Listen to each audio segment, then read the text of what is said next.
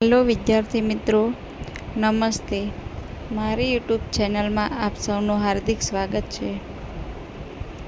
તો વિદ્યાર્થી મિત્રો, એક વિદ્યા સહાયક બાબતે ડીવી બાબતે એટલે કે ડોક્યુમેન્ટ વેરિફિકેશન બાબતે એક ન્યૂઝ મને મળ્યા છે, તે તમારી સાથે શેર કરું છું.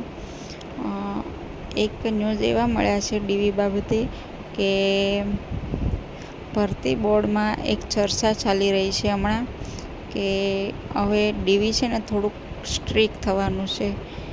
કેવી રીતે સ્ટ્રીક થવાનું છે?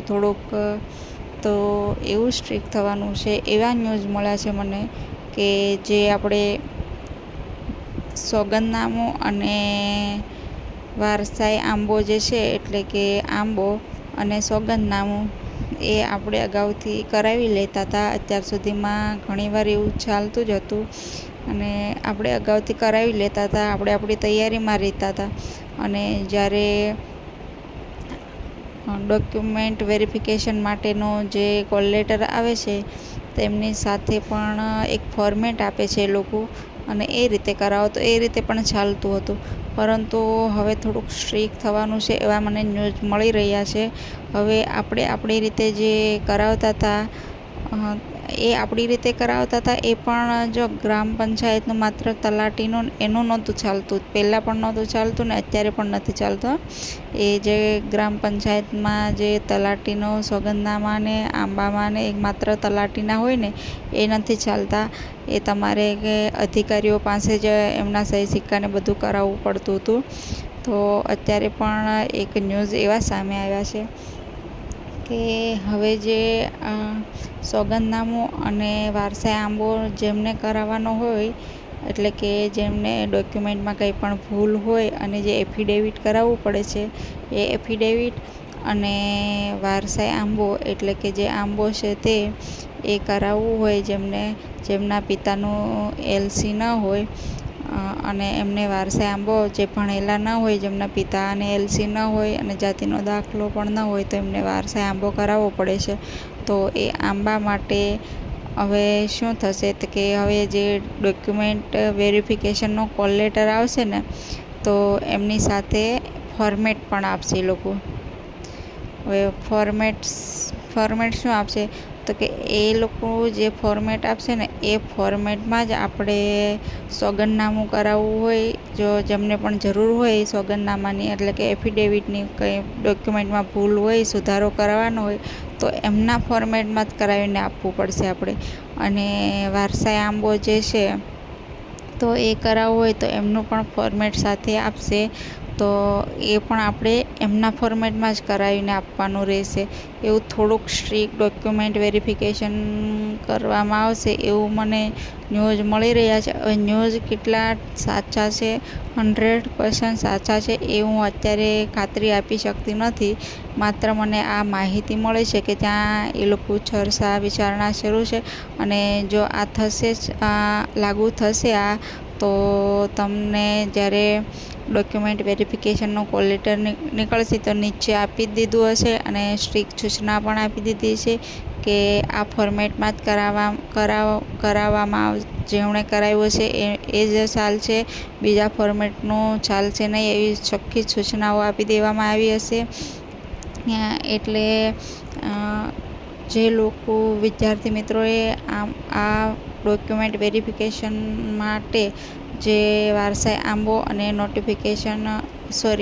વારસાઈ આંબો અને સોગંદનામું જે ન કરાવ્યું હોય, તો એ લોકો થોડીક રાહ જોઈ લેવી વધારે સારી મને એવું લાગી રહ્યું છે.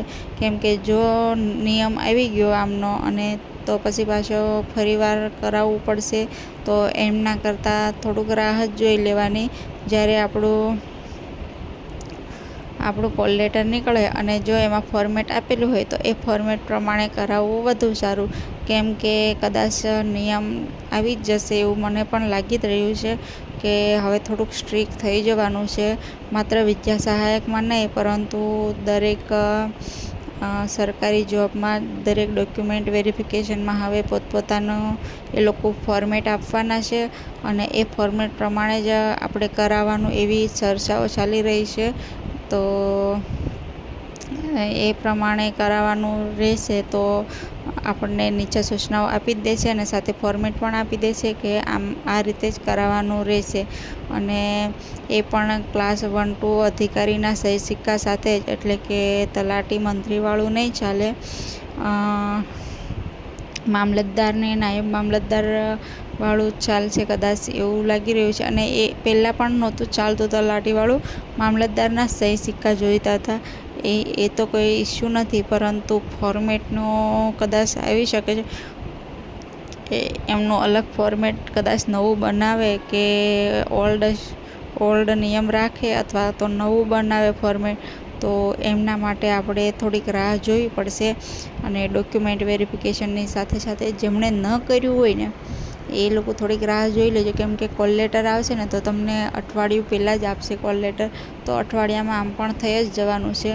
તો ન કર્યું હોય એ લોકો રાહ જોઈ લેજો. અને જેમને કરી જ દીધું છે તો એ લોકોને કંઈ નહીં, ચલાવી લેશે કદાચ, તો ચલાવી લેવા દેજો.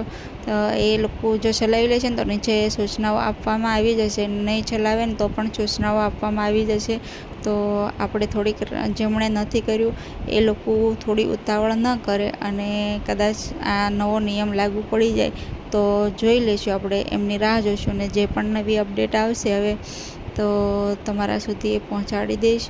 એટલે જે લોકોએ નથી કર્યું એ લોકો થોડીક રાહ જોઈ લે. તમે લોકો તમારા દોસ્તને, ફ્રેન્ડને, જેમને પણ આ વિડીયો શેર કરવો હોય તે લોકોને કરી દેજો, કે એ લોકો પણ થોડીક રાહ જોઈ લે તો વધારે સારું.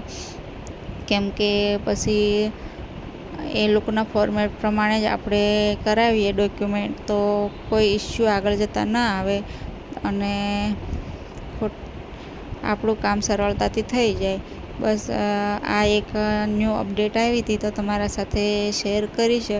હવે આમાં કેટલું સાચું છે એ હું 100% નથી કહેતી, પરંતુ આવી ચર્ચાઓ શરૂ છે અને કદાચ આ નિયમ લાગુ પડશે એવું લાગી તો રહ્યું જ છે મને પણ. અને એ ન્યૂઝ મળ્યા છે, તો ચર્ચાઓ તો શરૂ જ છે. એટલે હવે તો એ આખું ભરતી બોર્ડ પર આધાર રાખે કે નિયમ લાગુ કરશે કે નહીં લાગુ કરે. અને હા, આમાં એવું પણ આવશે કે આ તારીખથી આ તારીખ સુધીમાં જ ડોક્યુમેન્ટ કઢાવેલો હોવો જોઈએ તમારો, તો એવો પણ નિયમ કદાચ આવવાનો છે. એવી ચર્ચાઓ મને સાંભળવા મળે છે કે એ લોકો એવી ચર્ચાઓ પણ કરે છે કે અમુક તારીખથી અમુક તારીખ, એટલે કે અમુક મહિનાની વચ્ચે જ તમે ડોક્યુમેન્ટ કરાવેલું હોવું જોઈએ. પછી 2 વર્ષ પહેલાં કરાવ્યું હોય ને 3 વર્ષ પહેલાં કરાવેલું હોય તો એ ચલાવી લેવામાં નહીં આવે. એટલે એ નિયમ પણ આવવાનો છે. તો જે વારસાઈ આંબો અને જે આપણે સોગંદનામું ને એ બધું ન કરાવ્યું હોય તો તમે થોડીક રાહ જોઈ લેજો, કેમ કે એ નિયમ પણ આ ભરતીમાં જ લાગુ પડી જશે કે અમુક તારીખોની વચ્ચે, અમુક મહિનાઓની વચ્ચે જ તમે ડોક્યુમેન્ટ કઢાવેલું હોવું જોઈએ. તો એ જ માન્ય રહેશે, બીજું માન્ય રહેશે નહીં. એટલે કયું માન્ય રહેશે કે નહીં રહે એમના માટે પણ તમારે રાહ જોવી પડશે. તો બેટર છે કે આપણે ડીવી લિસ્ટ આવ્યા પછી જે કોલ લેટર આવે તો એમની રાહ જોઈએ અને એ જે તારીખ કહે છે એ તારીખમાં જ કઢાવીએ તો વધુ સારું પડે. તો આ માહિતી તમારી સાથે શેર કરી છે. જો તમને ગમ્યું હોય તો પ્લીઝ લાઈક કરો અને ચેનલ સબસ્ક્રાઈબ કરો, જેથી તમારી સુધી જેવી પણ ન્યૂ અપડેટ આવશે તે હું તમને દરેક અપડેટ જણાવતી જઈશ. અને